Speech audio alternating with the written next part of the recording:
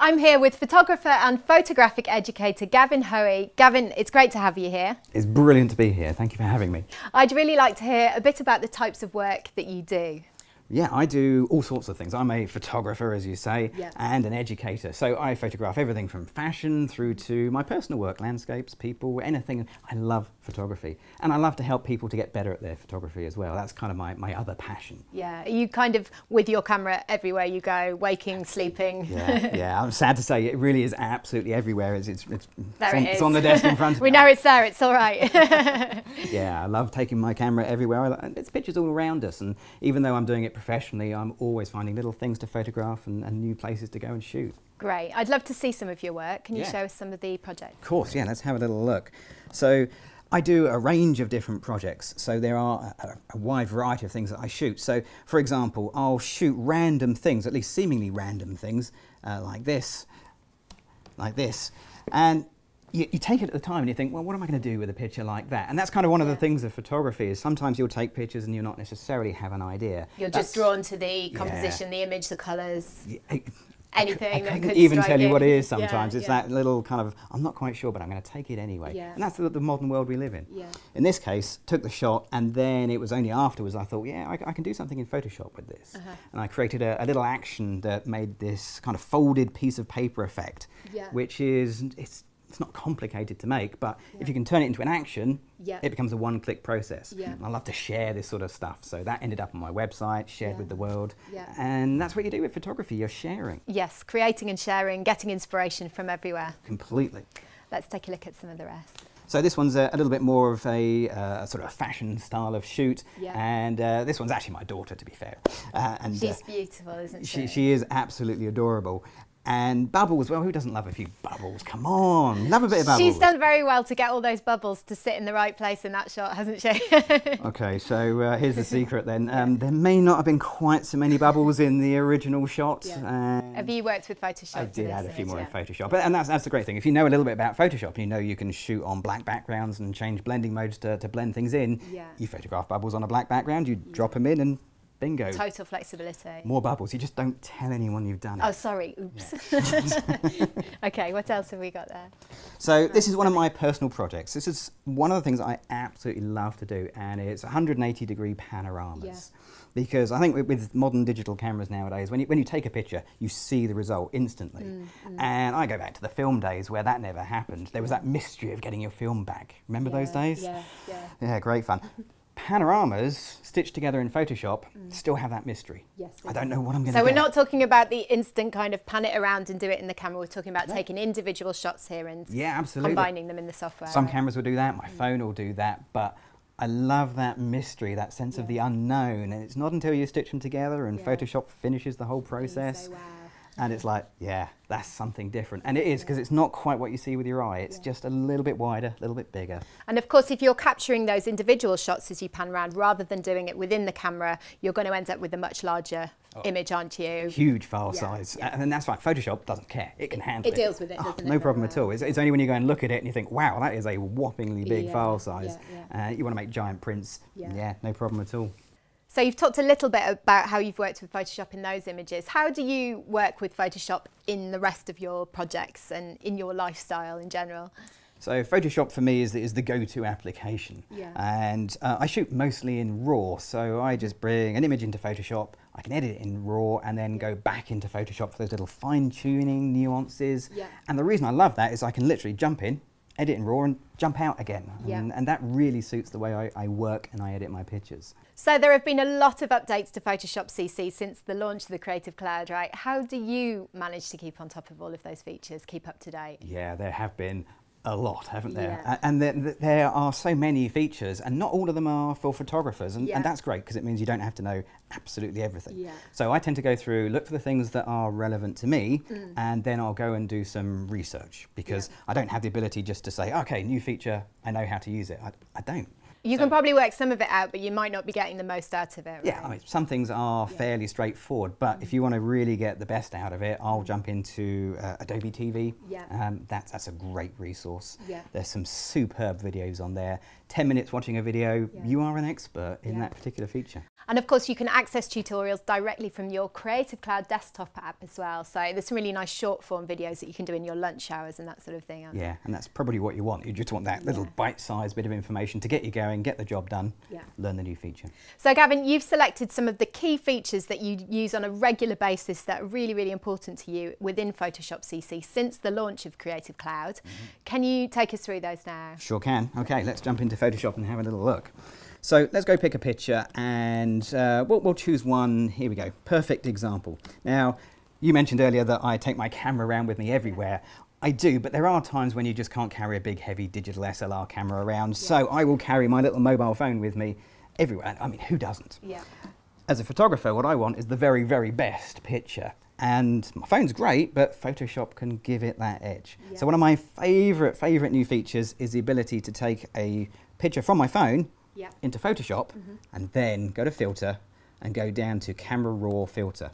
So I can take my JPEG from my phone straight into camera raw. Not a raw format, but you can now use the editing capabilities that raw. Completely. So you don't have the strength and depth of a raw file, but what you have is the sheer convenience that raw gives you in Adobe Camera Raw. So I can come here, for example, I can tweak the white balance on this image to really give it that punchy sunset colour that I kind of wished was there, but it If only life could be as beautiful. Sometimes, isn't it? I can go in and use, I've got to say, my favourite slider in RAW, which is clarity. Yeah, I know. I'm a bit of a... Such a nice touch, isn't I'm it? a total clarity junkie. I know I shouldn't, but it's... and it's twice as strong, and you guys have made it twice as strong and without the haloing, and it's just... It's a beautifully refined feature now, isn't it?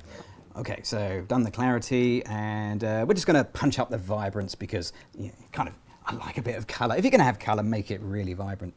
And then we can do a few other things. We can go and get, for example, the radial filter. The radial filter I find really good if all I want to do is just add a little bit of vignetting around the outside, because it just gives the colours the correct colour rather than being a little bit grey as some of the vignettes you can find inside of Photoshop do. So that corrects anything within the lens that's kind of got in there that shouldn't. Yeah, the ironic thing is I try and avoid lens vignetting all the time, but then I go and add it in Photoshop to pretty much every in a controlled way. Exactly, yeah. It's my vignetting, and that makes it perfectly okay. So that's a good stuff to do. So we can go and do that, and we can take our JPEG files into RAW, and then from RAW straight back into Photoshop, and then from Photoshop I can share it on Behance, or I can put it on my Creative Cloud, or I can print it out. I can do what I want with it. Yeah, fantastic. What's up next? Okay, so next, let's close that down and do something completely different. So one of the other new features that's come around recently is going to be the content aware changes. And content aware is just one of those just fantastic things. When it works, it is amazing. And now it works pretty much every time, at least enough for me to use it on a regular basis. Yeah, and there have been some nice updates to content aware just in the last release, actually, of the Creative Cloud. It's a pretty modern new little change, and it's in a few different places you're going to find it. The place I use it most is in the patch tool, and there's been some nice new changes in the patch tool in recent times. So let's see how we go about it.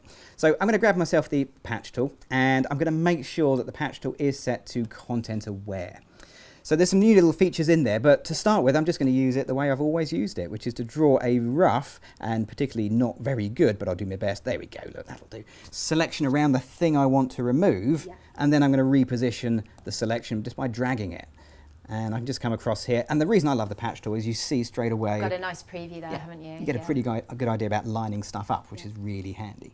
So let go, and you will get a patch. Now, sometimes... occasionally it's not quite what you want.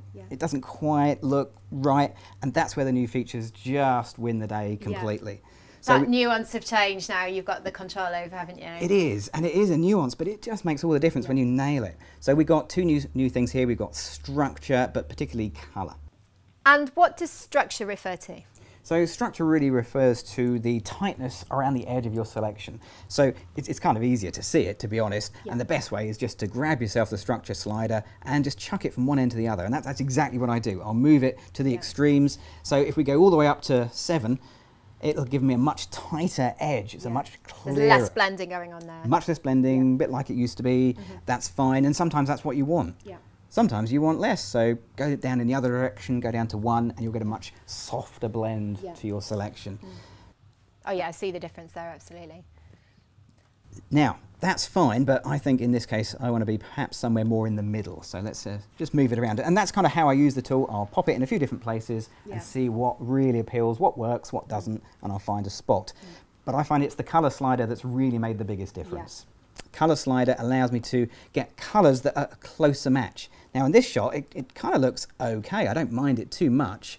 But if I just change my colour slider a little bit, I'll get a remapping of the whole effect. So what that does is it looks at the texture from the place that you're choosing to fill from, and it looks at the colour that you're filling to, so that it'll match that in much more seamlessly. Right? Yeah, absolutely. It's, I mean, that's a really good description of what it does. I just like to think of it as a little bit of magic because it just seems to work, and that's what all I want. All I want from a product is for it just to work. Yeah, it's Adobe magic. That's it is all Adobe there is magic. to it. That's it. That's what it is. It's a good description. Okay, great. And it's really simple to use. So once you've done one part, you can then just go grab yourself another little bit from up here where we've got a bit of spectator, and we can just go and patch him in every single time, moving it across, fine-tuning the position, fine-tuning the results. But it's quick and it's simple, and I can clean up this image in a pretty nifty, pretty convincing way. Great, so what's up next? So next is something that as a photographer I find myself having to do occasionally, but it's not my day job. It's a little bit of text work. Okay. And this happens with clients. They want to add a little bit of text to their images, and as a photographer you have to be able to handle that. Photoshop CC 2014, big advance for us as a photographer because we've got some great text tools. Great, let's have a look. So here we've got a perfect example. I've got an album cover we were designing for this guy. We did all the layout. I did all the layout, and the guy said, yes, love it, but I want that picture instead of the original picture. No problem, the client is always right. I will bend over backwards to do it for him, but I'm going to have to move around all my text. So let's go grab ourselves a layer and the move tool, and I can move my text around, but I get these amazing little lines that allow me to line everything up. Some smart guides there. Yeah, and that as a photographer is brilliant because it just makes my life so much simpler. Really time saving that, isn't it, than having to set up the guides individually yourself. Totally, I don't need to know about guides, I just need to know that I can move stuff around on screen and I can position it and I know everything's nice and lined up. I can't tell you how much time that's saved. Fantastic. So the other big time saver as well is in the fonts. Yes. Now, there are a lot of fonts. There are. Don't you love Typekit as well? I love the choice of fonts that we have now, and so do my clients. And we could spend hours with a few of my clients going just through the fonts and choosing font and after looking font. at them in situ is really important with the rest of the image. Right? It is, and before it was possible, but it wasn't exactly convenient.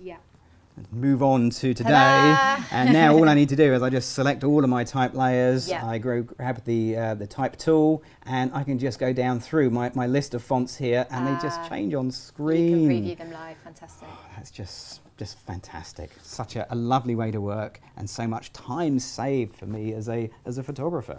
Okay, Gavin, so what's up next? Next is one of the smaller changes, but the thing that's had possibly one of the biggest impacts on my general photography. And it's all about HDR, high dynamic range images. Although now I tend to call it exposure blending because that's really what I'm doing. So here it is. This is what I do. I bring my images that I've shot, all different exposures, into HDR Pro, and I do exactly what I've always done, with one small change. Now I come down to the complete toning in Adobe Camera Raw button, check it, click on the box that says Tone in ACR, and in one click I jump from HDR Pro into Adobe Camera Raw. Ah, nice. And it's just fantastic. And not only that, it's a 32-bit file. Wow. That is, I mean, huge amount of data. I've got an incredible 20 stops of dynamic range in this image. Just the amount of range we can only dream of getting out the camera. It's the thing of dreams. It is. As I go through the exposures, it's like I've taken every single exposure and I could reshoot this shot at any exposure I choose. That's incredible, isn't it? If you haven't played with this, this is just one of those things. that will utterly change the way you do high dynamic range images.